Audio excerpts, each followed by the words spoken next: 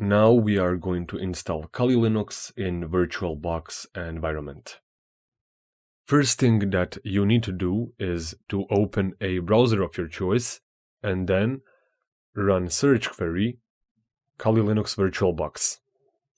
In the results, you are going to get Kali Linux custom image downloads, actually the first result, and the one that you are going to click. When you entered a web page, you are going to scroll all the way down to the bottom. Then you are going to click on Kali Linux VirtualBox images, where you have two variants, a 32-bit and 64-bit. You are going to download a 64-bit version. If you want, you can, with no problems, use and download another one, but in this course we are going to use a 64-bit one. Here you can download this VirtualBox image, even with a torrent, but we are going to use regular download. Just click on Kali Linux VirtualBox 64-bit and save a file in your desired destination. Now I'm going to wait for a download to finish. Since I already downloaded the VirtualBox image file, I'm going to skip that step and open the destination of our download. When I opened the download destination, I'm going to open a VirtualBox and click File drop-down menu. Under File drop-down menu, I'm going to click Import Virtual Appliance and I'm going to navigate to the download destination of VirtualBox image. Next thing that I'm going to do is I'm going to copy the destination of Kali Linux VirtualBox image and paste it to a import of virtual appliance. When you finish that, just select the VirtualBox image and then click on Open. Then press Next and leave the settings as they are. Here you have option to change the destination of import of VirtualBox image, which is what I would recommend if you have a dedicated storage drive.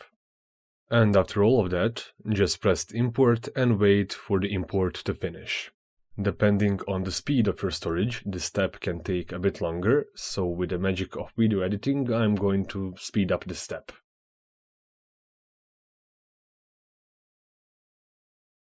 When the import or installation of virtual machine is finished, just select it and then press the green arrow button, which is labeled as Start.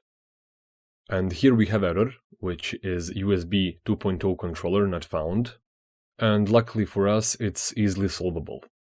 In the error dump we can see that VirtualBox is missing a extension pack or plugin that is used to support USB 2.0. It is USB pass-through to our virtual machine, but in this case you are not going to need it. So let's solve this one by closing the error dump and going to a newly installed VirtualBox machine by right-clicking on it and pressing Settings. Then inside Settings, just go to the USB and then select USB 1.1 OHCI controller. This way we are going to bypass USB 2.0 controller, and thus the error won't bother us anymore. While we are in the settings window, we can go to a system and set up some more things. We are going to set a base memory from 4 gigs to 8 gigs of memory. After that, go to the processor tab and select all available cores and threads in order to increase performance of your virtual machine. After that, just press OK and click on the green arrow that is labeled as Start in order to start your virtual machine. But before that, do not forget to select the latest virtual machine that you installed. Now the virtual machine is booting up, and when you get to the bootloader menu, just press Enter and make sure the Kali GNU Linux is selected. Then you need to wait till all the drivers and system components are loaded. We are waiting for login screen, where we are going to type username and password. And when the login screen is loaded, the username is root, ROOT, and password is TOOR, reverse of root. After that, just log in inside your Kali Linux system.